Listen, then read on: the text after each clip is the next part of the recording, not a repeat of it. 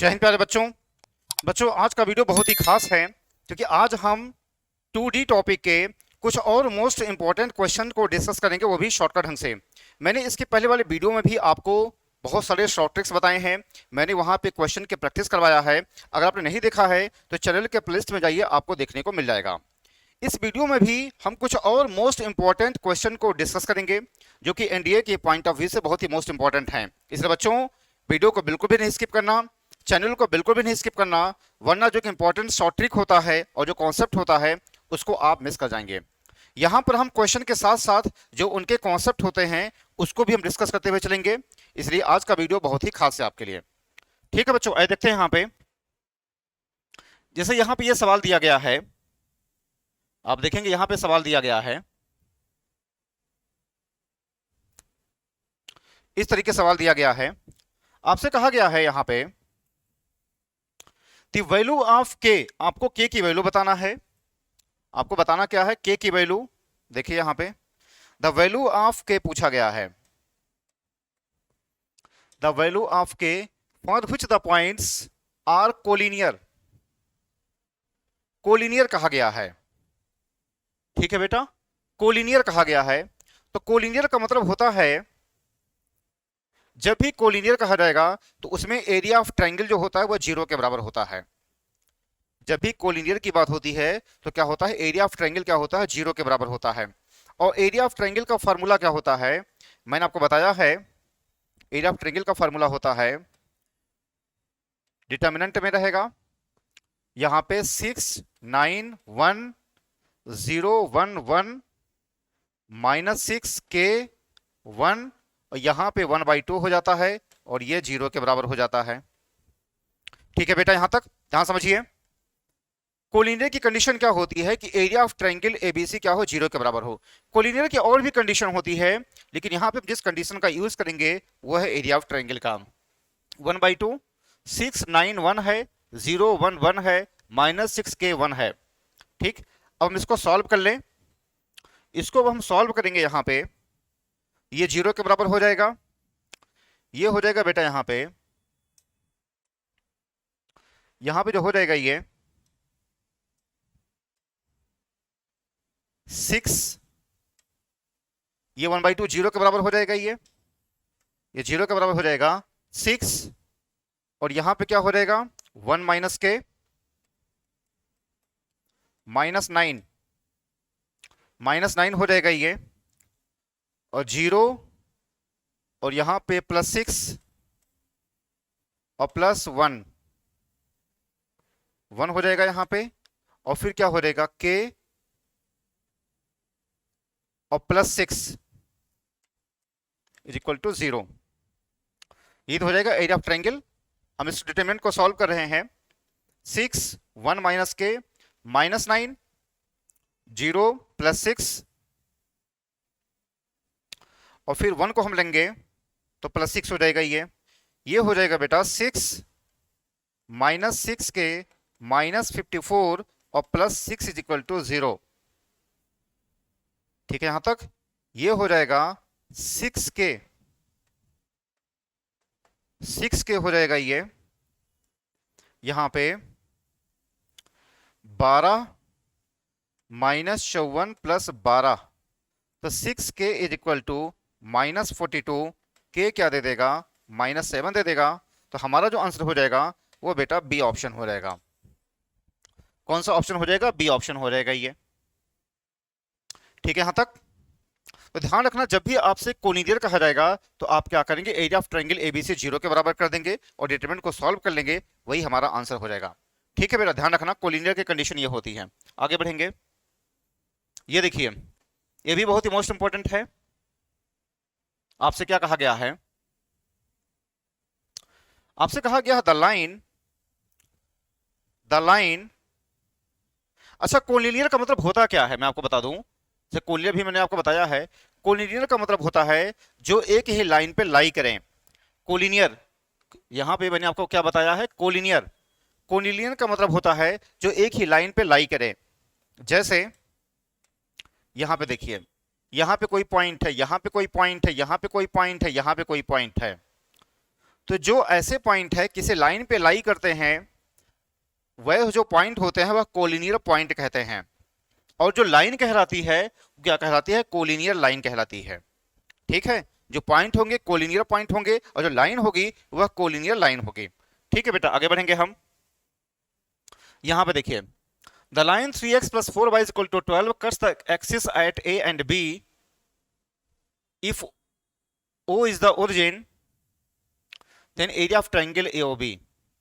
भाई इसको आप लिख सकते हैं बेटा, इसको आप लिख सकते हैं 3x/12 plus 4y/12 is equal to 1 लिख सकते हैं। ठीक है बेटा, यहां तक। इसको हम लिख सकते हैं x/4 और plus y/3 is equal to 1 हो जाएगा ये। ठीक है बेटा, यहां तक। अब आप इसका डायग्राम बनाएंगे। इसका अगर हम डायग्राम बनाएंगे तो ऐसे जाएगा ये। यहां पे क्या हो जाएगा? 4,0, यहां पे क्या हो जाएगा? 0,3 हो जाएगा और यहां पे 0,0 हो जाएगा। भाई इसके इंटरसेप्ट, इसके अंतःखंड कौन कौन से हैं? 4 और 3 है ना यहाँ पे। इसके जो अंतःखंड है वो 4 और 3 हैं, तो 4,0 हो जाएगा एक्स एक्सिस पे। वाई एक्सिस पे क्या हो जाएगा? 0,3 हो जाएगा और इनका जो ओरिजिन हो जाएगा 0,0 हो जाएगा ये। तो ऐसे में क्या हो जाएगा? एरिया, अगर हम एरिया की बात करें तो 1/2 base into height, base into height होता है बेटा। तो 1/2 बेस है 4, हाइट है 3, ये इससे कट गया, हमारा आंसर 6 हो गया। ठीक है, यहां तक। आपके एग्जाम के लिए बहुत ही मोस्ट इंपॉर्टेंट होते हैं ऐसे सवाल। यहां पे कहा गया है, यहां पे जो आपसे कहा गया है, ये दिया गया है और कहा गया ए और बी पे कट करते हैं और फिर कहा गया है ओ इसका ओरिजिन है, तो आपसे पूछा गया इसका एरिया बताइए। तो हमने इसके इंटरसेप्ट निकाल लिया, 4 और 3 हो गए। हमने यहाँ पे इस तरीके का इसका फिगर बना दिया, 4 और 3 हो जाएगा। और हमने एरिया निकाल लिया, 1/2 बेस इंटू हाइट होता है, तो हमारा आंसर 6 हो जाएगा। ठीक है बेटा, आगे बढ़ेंगे हम। ये देखिए, ये बहुत ही मोस्ट इंपॉर्टेंट कॉन्सेप्ट है। यहाँ पे कहा गया है, यहाँ पे देखिए क्या कहा गया है। आपसे कहा गया the lines x plus 2y plus 1 is equal to 0 and 3x plus 6y plus 8 is equal to 0 are coincident, parallel, intersecting, none of these. ठीक है बेटा, आपसे ये कहा गया है। अब पहले आप इसके कॉन्सेप्ट आप समझ लीजिए क्या क्या होता है। आपको कॉन्सेप्ट समझना जरूरी है। कॉन्सेप्ट ये है बेटा, जब भी आपसे पैरेलल कहा जाएगा,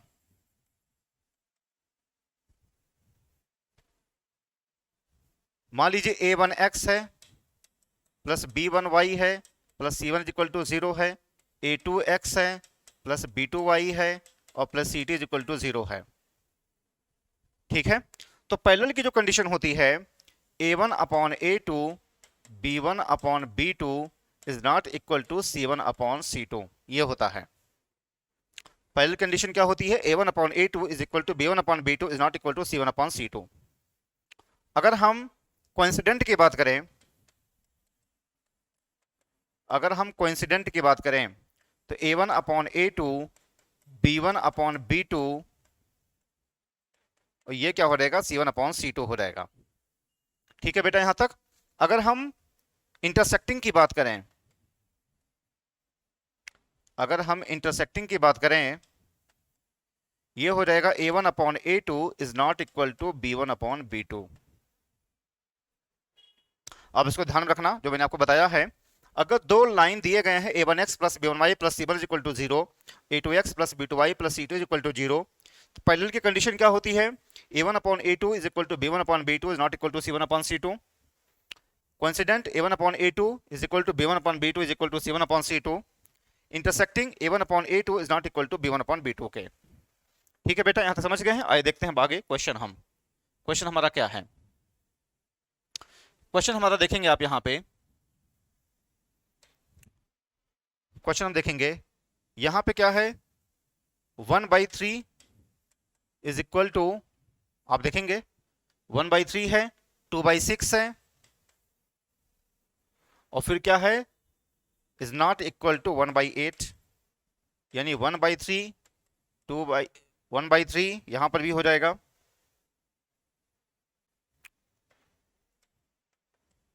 इज नॉट इक्वल टू 1/8। ठीक, ये कौन सा हो जाएगा? तो यह पैरेलल की कंडीशन हो जाएगी। क्या हो जाएगा बेटा? पैरेलल की कंडीशन हो जाएगी ये, यानी हमारा जो आंसर हो जाएगा पैरेलल की कंडीशन बी ऑप्शन हो जाएगा। भैया हमने इसके कोफिशिएंट्स हमने चेक कर लिया, इसके गुणांक हमने चेक कर लिया है। ये 1/3 हो जाएगा, 2/6 हो जाएगा, इज नॉट इक्वल टू क्या है? 1/8 है ये। तो हमने इसको सॉल्व किया, ये दोनों बराबर हैं, लेकिन ये 1/8 बराबर नहीं है, तो मैंने आपको बताया है ऐसे क्या हो जाएंगे, ये पैरेलल की कंडीशन होती है। ठीक है, आगे बढ़ेंगे हम। ये देखिए एक क्वेश्चन और है यहाँ पे, इस तरीके का भी सवाल है आपके एग्जाम के लिए, बहुत ही मोस्ट इंपॉर्टेंट है। इस तरीके से कहा गया है, आपसे कहा गया है the lines 3x minus 2y plus 5 is equal to 0 and 2x plus y minus 9 is equal to 0 आर। पहला ऑप्शन क्या है? कोइंसिडेंट है, पैरेलल है, इंटरसेक्टिंग है, नन ऑफ दीज है, आपसे ये कहा गया है। ठीक है बेटा, यहां तक। तो इसमें भी वही करिए, इसमें वही करिए। क्या करेंगे? 3/2 और फिर है 3/2 है, और फिर यहां पे क्या है? -2 इज नॉट इक्वल टू -2/1। भाई यही तो हो जाएगा, जो 3/2 है इज नॉट इक्वल टू -2/1, यानी a1/a2 is not equal to b1/b2। तो क्या हो जाएगा कंडीशन ये? तो फिर ये कंडीशन हो जाएगी किस चीज का? इंटरसेक्टिंग का। हमारा आंसर कौन सा हो जाएगा? इंटरसेक्टिंग हो जाएगा। ठीक है बेटा, यहां तक।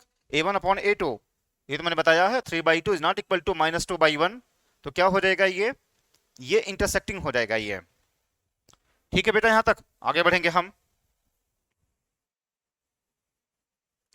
ये देखिए, ये भी वैसे ही पूछा गया है, ये भी देखिए पूछा गया है। ये आपसे कहा गया है, यहां पे कहा गया है 4x + 2y - 3 = 0 and 6x + 3y - 4.5 = 0। Coincident है, पैरेलल है, इंटरसेक्टिंग है, ये चीजें कही गई है। ठीक, तो आप कर लीजिए। ये हो जाएगा बेटा यहां पे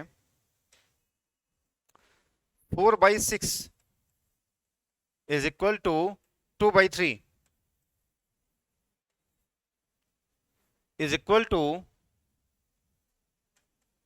-3 -4.5। ये तो हो जाएगा 4/6 = 2/3 = -3/-4.5 है ये। हम इसको ऊपर कर दिए 10, इसका डेसिमल हमने हटा दिया, हमने 10 कर दिया ये, तो आ जाएगा। ये बराबर हो रहे हैं, ये बराबर हो रहे हैं,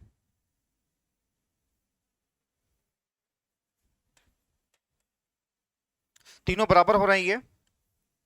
ठीक है बेटा, यहां तक। यानी a1/a2 = b1/b2 = c1/c2, ये तीनों बराबर हो रहे हैं। तो हमारा आंसर कौन सा हो जाएगा? हमारा आंसर हो जाएगा कोइंसिडेंट हो जाएगा। ये तीनों यहां पे बराबर हो रहे हैं, हमारा आंसर क्या हो जाएगा? कोइंसिडेंट हो जाएगा। ठीक है, अब देख लीजिए यहां पे 4/6 = 2/3 = -3/-4.5 है ये। ठीक है बेटा, यहां तक। तो हमने क्या किया, इसको सिंप्लीफाई कर लिया, 2/3 और हमने इसको किया यहाँ पे, तो क्या हो जाएगा ये भी 2/3 दे रहा है। तो हमारा आंसर क्या हो जाएगा? ये कोइंसिडेंट की कंडीशन होती है जब तीनों बराबर हो जाते हैं। आगे बढ़ेंगे। ये देखिए, angle between the lines x = a and by + c, ये कहा गया है the angle between the lines x = a and by + c = 0। अब पहले आप इसको अरेंज कर लीजिए। देखिए, किसी भी कोई भी अगर लाइन होती है तो उसका जो सिंपल जो फॉर्म होता है ax + by + c = 0, यही तो होता है सिंपल फॉर्म इसका। तो यहां पे हम देखेंगे क्या करेंगे, ax x = a है यहां पे। देखिए, हम इसको लिख सकते हैं यहां पे x + zero into y minus a is equal to 0 लिख सकते हैं। भाई हमने इसको अरेंज कर लिया, x प्लस 0 इंटू वाई, चूंकि y नहीं है तो हमने 0 इंटू वाई कर दिया, माइनस इज इक्वल टू 0 के। तो अगर हम कोफिशिएंट की बात करें, अगर हम m1 की बात करें, m1, अगर हम m1 की बात करें, क्या होता है, minus coefficient of x upon coefficient of y, ये इनफाइनाइट हो जाएगा। ठीक है बेटा, यहां तक m1 हमने निकाला है, यानी हमने इसका m1 निकालने से स्लोप निकाला है, m1 क्या हो जाएगा, इनफाइनाइट हो जाएगा। इसको हम लिख सकते हैं, इसको हम लिख सकते हैं 0 into x plus b y plus c is equal to 0। यहां पे अगर हम m2 की बात करें, m2 की बात करें बेटा, ये तो माइनस कोफिशिएंट ऑफ x, यानी ये 0 बन जाएगा, ये क्या बन जाएगा, ये 0 बन जाएगा ये। ठीक, तो फार्मूला क्या होता है, फार्मूला होता है बेटा, ये एक फार्मूला होता है tan theta m1 minus m2 upon 1 plus m1 m2, ये होता है tan थीटा, क्या होता है, m1 minus m2 upon 1 plus m1 m2 के। ठीक, तो m1 कितना है, 0 है, m1 कितना है, इनफाइनाइट है, तो इसका आंसर क्या हो जाएगा, इनफाइनाइट हो जाएगा, यह tan 90 डिग्री के बराबर हो जाएगा। तो हमारा आंसर हो जाएगा बेटा, ये ए ऑप्शन हो जाएगा। ठीक है, यहां तक समझ गए हैं। हमने उसको लाइन के फॉर्म में कन्वर्ट किया, m1 हो जाएगा इनफाइनाइट आया। ये मैंने आपको सारी चीजें बताई हैं कि आप जो स्लोप कैसे निकालेंगे, minus coefficient of x upon coefficient of y होता है। m1 क्या होता है, minus coefficient of x upon coefficient of y, तो ये इनफाइनाइट दे देगा।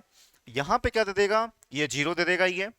ये फार्मूला होता है tan theta m1 minus m2 upon 1 plus m1 m2 के होता है ये। अब आप इसको क्या करेंगे, सिंप्लीफाई करेंगे, इनफाइनाइट देगा, ये tan 90 होता है, तो हमारा आंसर हो जाएगा यहाँ पे 90 हो जाएगा। वैसे हम इसको पहले भी लगा सकते थे, अगर इनफाइनाइट है और यहाँ पे 0 है तो इसका आंसर क्या हो जाएगा, ये 90 डिग्री हो जाएगा। ठीक है बेटा, आगे बढ़ेंगे। ये देखिए, ये देखिए यहाँ पे क्या कहा गया है,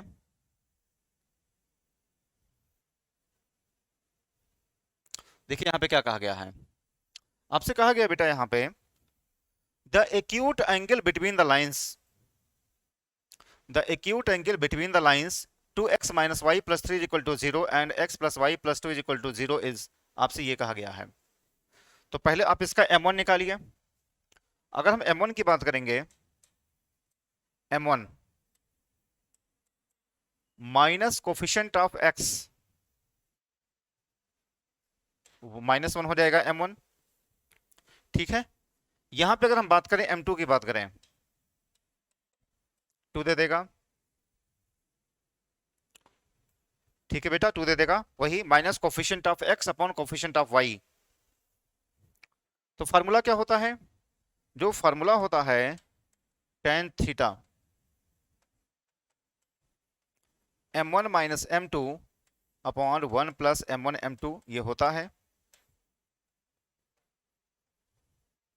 ठीक है बेटा, तो tan थीटा थोड़ा सा ऊपर कर दिया जाए, tan थीटा, tan थीटा हो जाएगा ये m1 -1 minus m2 upon 1 upon क्या है, 1 प्लस m1 m2, यानी क्या दे देगा ये, -2 दे देगा, है ना बेटा, यही तो दे देगा ये। 1 प्लस m1 कितना है, -1 और -2, 1 प्लस m1 m2 इतना दे देगा ये। यहां पे हो जाएगा ये 3, ये 3 दे देगा ये। ठीक है, इतनी बातें, यह क्या दे देगा, यह 3 दे देगा, -3 हो जाएगा ये 3 हो जाएगा। तो थीटा क्या दे देगा फिर ये, तो थीटा जो दे देगा tan इनवर्स 3 दे देगा, हमारा ऑप्शन डी हो जाएगा। ठीक है बेटा, यहां तक फिर से आप देख लीजिए, -1 -2 अपॉन 1 प्लस M1 M2। हाँ ठीक है, तो -3 देगा, ये 3 हो जाएगा और ये 1 हो जाएगा, तो हमारा आंसर क्या दे देगा? डी ऑप्शन हो जाएगा। बिल्कुल पहले वाले की तरह है, अभी मैंने आपको बताया है कि एंगल निकालने के लिए कहा गया है, तो हमने उसी का हमने यूज किया है यहाँ पे। ठीक है, यहाँ तक समझ गए हैं? इस तरीके से एक्यूट एंगल। आगे बढ़ेंगे, यहां पे देखिए आपसे कहा गया एंगल बिटवीन द लाइंस। आपसे क्या कहा गया है बेटा? Angle between the lines, angle between the lines which have intercepts 3, 4 and 1, 8 on the axis respectively। कहने का मतलब क्या है? x by 3 plus y by 4 is equal to 1, तो 4x plus 3y is equal to क्या हो जाएगा? 12 हो जाएगा। Angle between the lines which have intercepts 3, 4, 1, 8 on the axis respectively, यानी 3, 4 और 1 और 8 क्या है? इसके इंटरसेप्ट्स दिए गए हैं। तो हम क्या करेंगे? यहाँ पे इंटरसेप्ट्स की बात किया गया है, 3, 4, 1, 8, तो 4x प्लस 3y 12 दे देगा ये। यहाँ पे क्या दे देगा? x बाई 1 और plus y by 8 is equal to 1 हो जाएगा, तो 8x plus y is equal to 8 दे देगा। यहां से आप m1 निकालिए, -4/3 हो जाएगा। यहां से आप m2 निकालेंगे, -8 हो जाएगा। ठीक है बेटा, हमने m1 निकाल लिया और m2 हमने निकाल लिया है यहां पे। अब आपसे क्या कहा गया है? आप फार्मूला लगाइए, tan थीटा, फार्मूला आप लगाइए, इसको ऊपर करिए। अब आप फार्मूला लगाइए, tan theta m1 -4/3, m1 minus m2, m1 minus m2 upon 1 plus m1 m2, 1 plus m1 m2, ये तो हो जाएगा। ठीक है बेटा, यहां तक m1 m2 हो जाएगा ये। इसको हम सॉल्व करेंगे, 24 20/3, 20/3 हो जाएगा ये। और यहां पे क्या हो जाएगा? यहां पे क्या हो जाएगा? 32 और 3 35/3, 3 से 3 कट गया, 5 और 20, 5 से 35, 4/7, तो tan थीटा 4/7 थीटा क्या दे देगा? tan inverse 4/7। हमारा आंसर हो जाएगा बी ऑप्शन हो जाएगा। ठीक है, इतनी बातें आप समझ रहे हैं मैंने क्या किया है? इंटरसेप्ट दिया है तो हमने m1 m2 निकाला है, बाकी हमने इसको फार्मूले में रख दिए हैं, हमने सीधे सीधे सॉल्व कर लिया है, तो हमारा आंसर क्या हो जाएगा? ये बी ऑप्शन हो जाएगा। ठीक है, बहुत ही मोस्ट इंपॉर्टेंट है आपके एग्जाम के लिए, एंगल वगैरह निकालने के लिए कहा जाता है। आगे बढ़ेंगे, ये देखिए यहाँ पे क्या कहा गया है। आपसे कहा गया बेटा the 2 points 2, 1, 3, -1, the 2 points 2, 1, 3, -1 with respect to the line 3x minus 5y plus 7 is equal to 0 lie। Option दिया है on the line, on the same side of the line, on opposite side of the line. ये आपसे कहा गया है। आपसे क्या कहा गया है? On the line, same side of the line, on the opposite side of the line.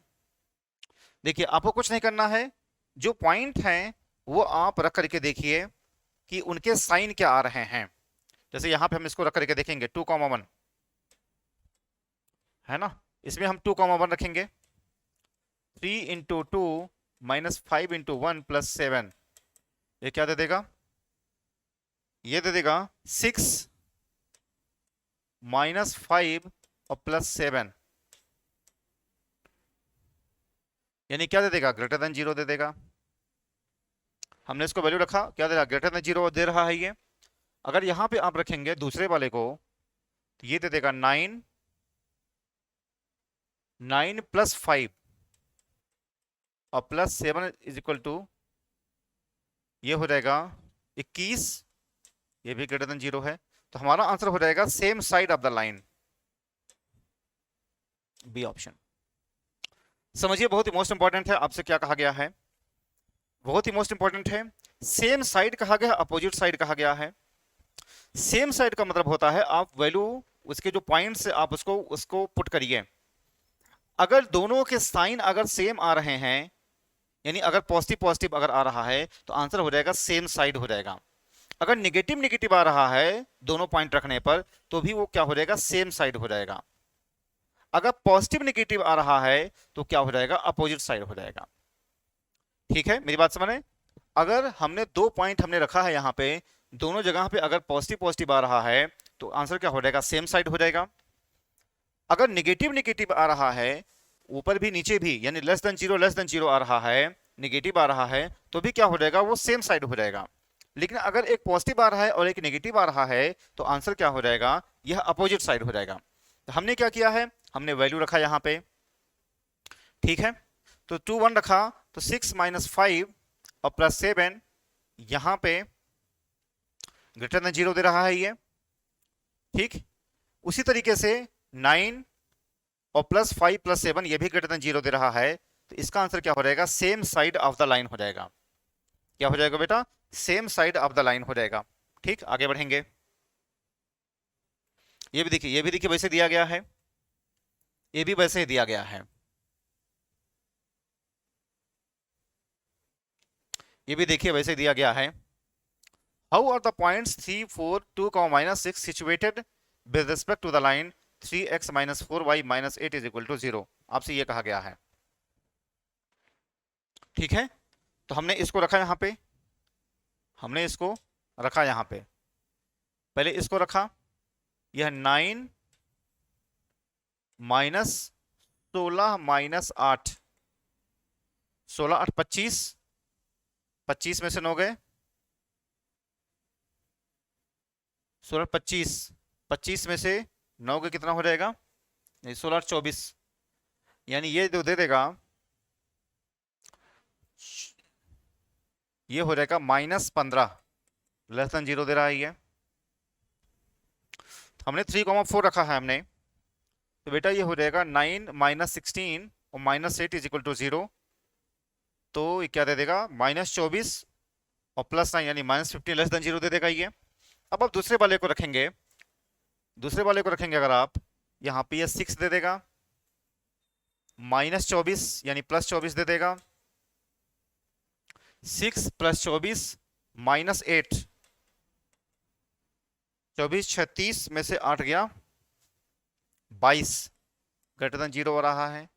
अब देखिए एक जगह क्या है, लेस देन 0 आ रहा है, एक जगह क्या है, ग्रेटर देन 0 आ रहा है। तो जब लेस और ग्रेटर दोनों होते हैं तो क्या हो जाता है, ये हो जाएगा इसका आंसर अपोजिट साइड हो जाएगा, है ना। हमारा आंसर सी दे देगा, यानी लेस आ रहा है ग्रेटर आ रहा है, अब तो क्या हो जाएगा, हमारा आंसर अपोजिट साइड हो जाएगा। ठीक है बेटा, आगे बढ़ेंगे। ये देखिए आपसे कहा गया है,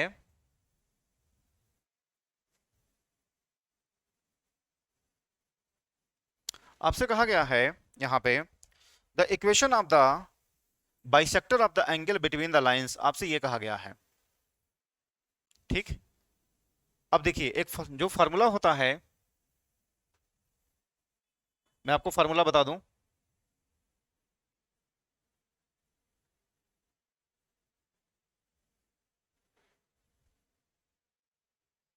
मैं आपको फार्मूला बता दूं क्या होता है।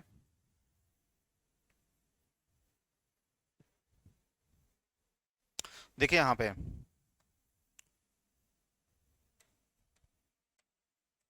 Equation of the bisector of angle, equation of the bisector of the angle, ये हमारा फार्मूला क्या होता है। मान लीजिए कि a1x plus b1y plus c1 = 0 है। दूसरा दिया गया है a2x plus b2y plus c2 = 0 दे दिया गया है। ठीक है बेटा, यहां तक।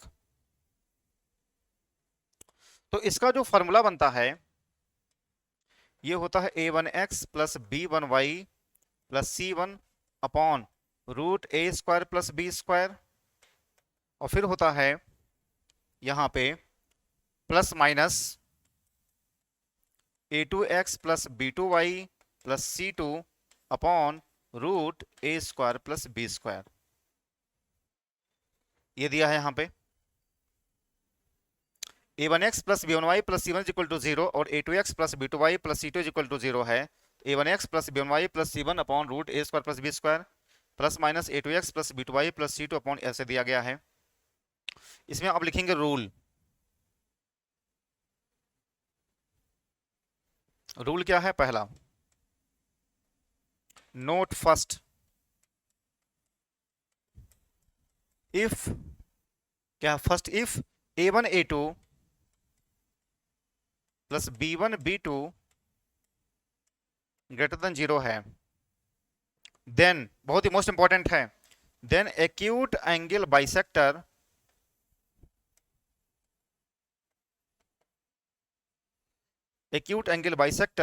is negative sign and obtuse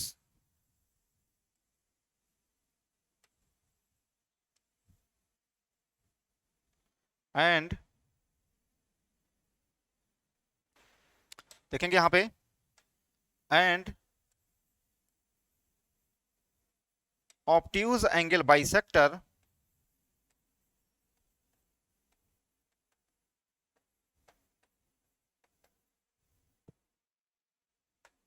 is positive sign. बहुत ही मोस्ट इंपॉर्टेंट है, पहले आप समझ लीजिए। Equation of the bisector of the angle, पहला है if a1 a2 plus b1 b2 is greater than 0 है तो एक्यूट एंगल बाइसेक्टर कहा गया है इज ऑफ नेगेटिव साइन। दूसरा ये है, इसमें कहा गया है दूसरा a1 a2 plus b1 b2 less than 0 अगर है, लेस देन 0 है तो acute angle bisector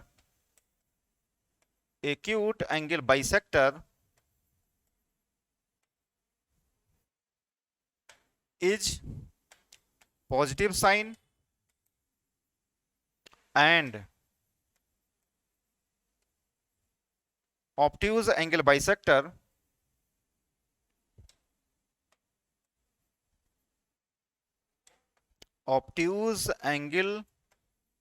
bisector is negative sign. देखिए क्या मतलब है, बहुत ही मोस्ट इंपॉर्टेंट है, ध्यान समझना। मैंने बताया कि हमें क्वेश्चन के साथ साथ हमें इसके कॉन्सेप्ट को भी सीखते हुए चलना है, बहुत जरूरी है।